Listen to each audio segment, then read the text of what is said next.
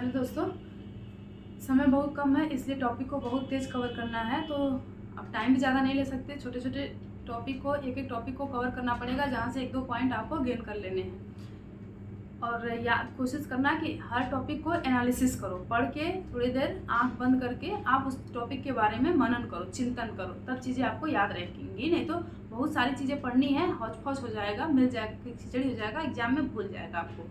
तो मनन करना और रिवीजन करने के लिए जो चीज़ आप पढ़े हो कॉपी पे बार बार उसको सोच सोच के लिखते रहना, तो रिवीजन की प्रैक्टिस होती रहेगी।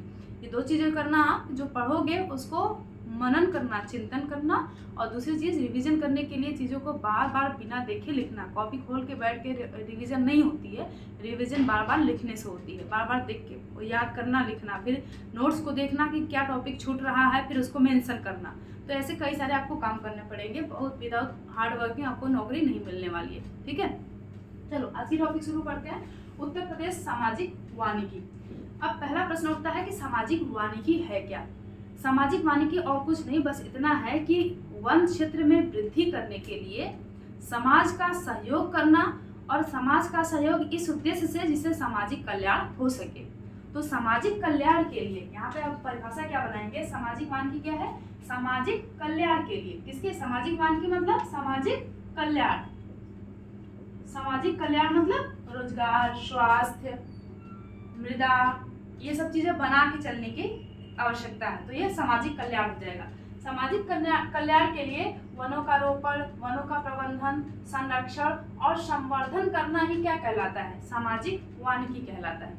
सामाजिक वानिकी ये एक उत्तर प्रदेश सरकार द्वारा योजना चलाई गई 1967 में, 1967 में उत्तर प्रदेश सरकार द्वारा वर्ल्ड बैंक के सहयोग से सामाजिक वानिकी योजना चलाई गई। सामाजिक वानिकी योजना। तो आपका एक प्रश्न बन सकता है कि सामाजिक वानिकी योजना कब शुरू हुआ।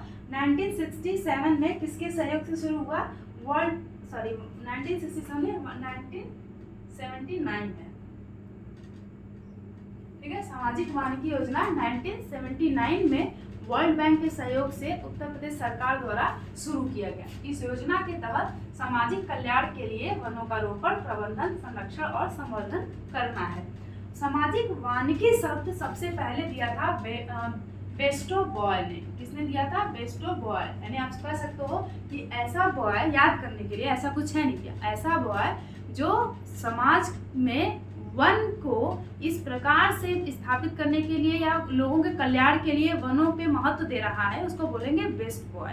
क्या, तो ऐसे याद करना, कनेक्ट करने के लिए। तो बेस्ट बॉय ने 1968 में सबसे पहले टर्म लाया था क्या, सामाजिक वानिकी। यदि वन क्षेत्र में वृद्धि करनी है तो सामाजिक वानिकी के सहयोग से हम वन क्षेत्र में वृद्धि कर सकते हैं। तो पूरा मॉडल उन्होंने तैयार किया था।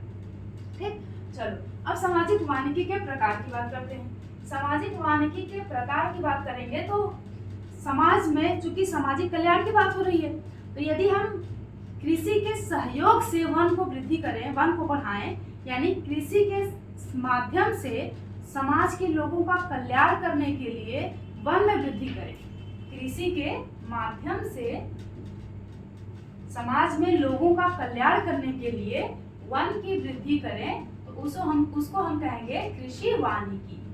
उसको हम क्या बोलेंगे, कृषि वानिकी। क्लियर है।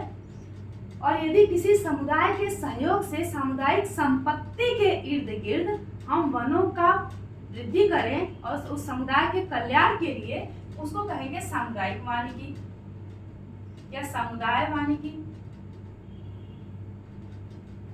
ठीक, सामुदायिक वानिकी। और जब हम नगरीकरण कर रहे हैं, औद्योगिकरण कर रहे हैं, तो नगर में इस प्रकार स्मार्ट नगर का, यानी स्मार्ट सिटीज का जो कॉन्सेप्ट है, उस प्रकार से यदि हम नगर को बढ़ावा दें तो हम उसको बोलेंगे नगरीय वानिकी। नगरीय वानिकी। जैसे नगर के बीच में एक पार्क बना देना, सड़क के दोनों किनारों पर वृक्ष लगा देना, मंदिर है तो मंदिर के चारों तरफ नगर में वृक्ष लगा देना, ये आ जाएगा नगर वानिकी। अब यहाँ पे सामुदायिक संपत्ति है, जैसे रेलवे है, तो रेलवे के ट्रैक के किनारे, रेलवे का जो ट्रैक है, ट्रैक के दोनों किनारों पर हम क्या लगा दें, वृक्ष लगा दें। उल्टा होना है, ठीक है, वृक्ष लगा दें। तो इस प्रकार से ये भी क्या हो जाएगा, सामुदायिक वानिकी हो जाएगा। उसके बाद कृषि वानिकी में यानी खेती कर रहे हैं तो हम इस प्रकार के फसल उत्पादन करें, या जैसे हम फल की खेती करें, जैसे आम का पूरा बगीचा लगा दिया, तभी कृषि खेती भी हो रही है, आम का एक्सपोर्ट भी करेंगे, आपको लकड़ियां भी मिल जाएंगी और कच्चा आम भी मिल जाएगा। अचार के लिए जो गांव में छोटी छोटी फैक्ट्रियां होती हैं अचार मुरब्बे की, कुटीर उद्योग, उनके लिए मिल जाएंगे।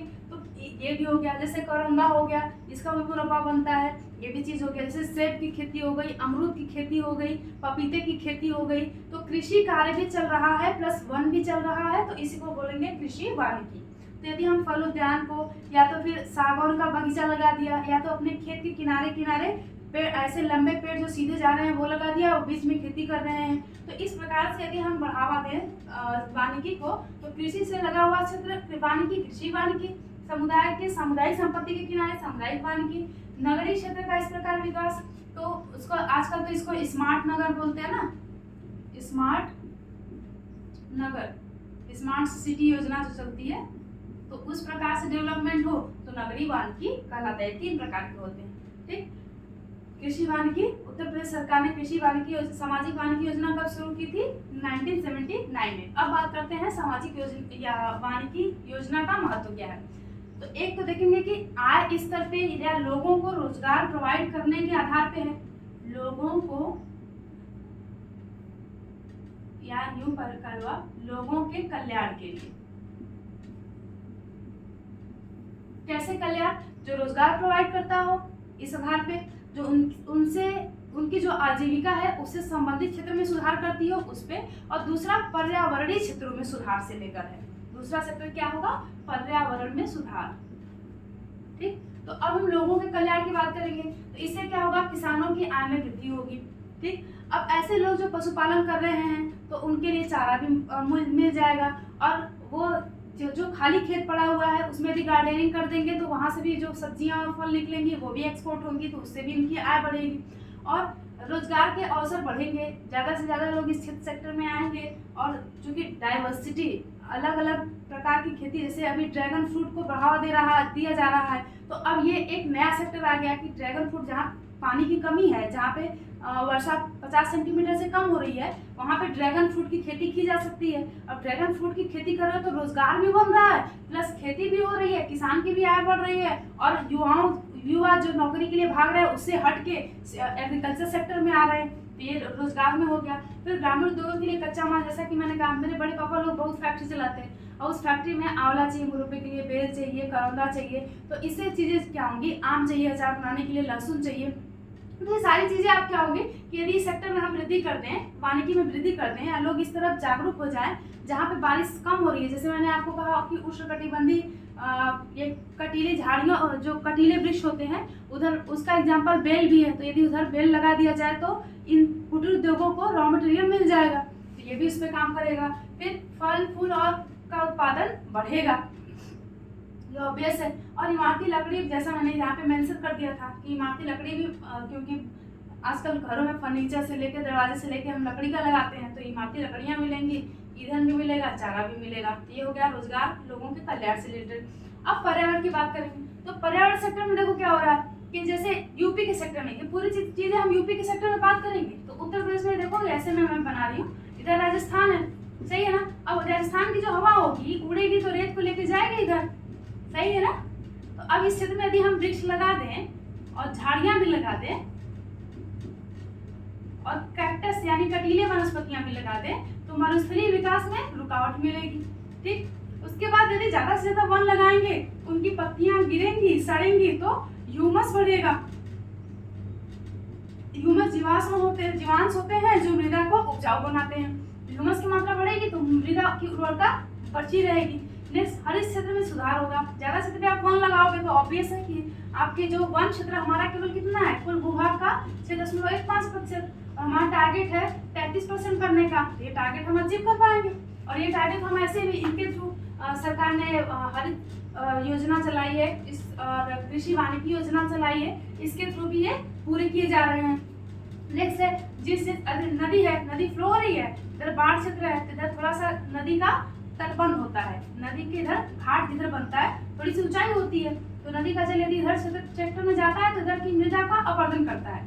नगरीय क्षेत्रों में तो नहीं, क्योंकि वहाँ पक्की हो जाती हैं चीजें, लेकिन ग्रामीण क्षेत्रों में ये मृदा का कटाव बहुत ज्यादा होता है। और यदि इस किनारे पर वृक्ष लगा दिया जाए, इस किनारे पर वृक्ष लगा दिया जाए तो ये मृदा के कटाव को कम करती है, ठीक है। और इसके साथ साथ यदि इस क्षेत्र में आप वृक्ष लगाते हो तो यहाँ के ग्राउंड वाटर भी रिचार्ज होते हैं, तो दो फायदे मिल गए ना। तो इस वजह से पर्यावरणीय सेक्टर में ये चीजें मिलेंगी। अब गवर्नमेंट क्या कर रही है कि उत्तर प्रदेश में हरित क्षेत्र को बढ़ावा देने के लिए 2 योजना शुरू की है, क्लीन यूपी, ग्रीन यूपी। एक योजना है, ये दोनों योजना आप याद रखना। पहली योजना क्या है, clean UP, clean UP carbon dioxide का ये सांद्रता कम करना है, और ग्रीन यूपी हरित क्षेत्र बढ़ाना है। क्लीन यूपी, ग्रीन यूपी योजना ये शुरू हुई है 2015 में, 2015 में, ठीक।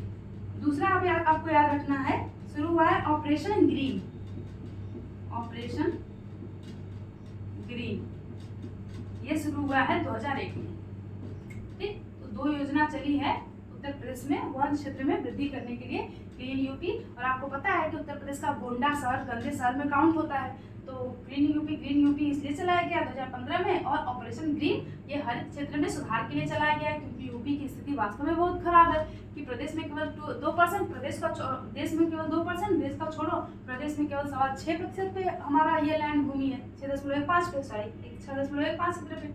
तो ऑपरेशन ग्रीन योजना चलाई गई 2001 में थी, ठीक है। अब ये हो गया सामाजिक वानिकी योजना, कंप्लीट हो गया। नेक्स्ट हम बात करेंगे टाइगर रिजर्व की।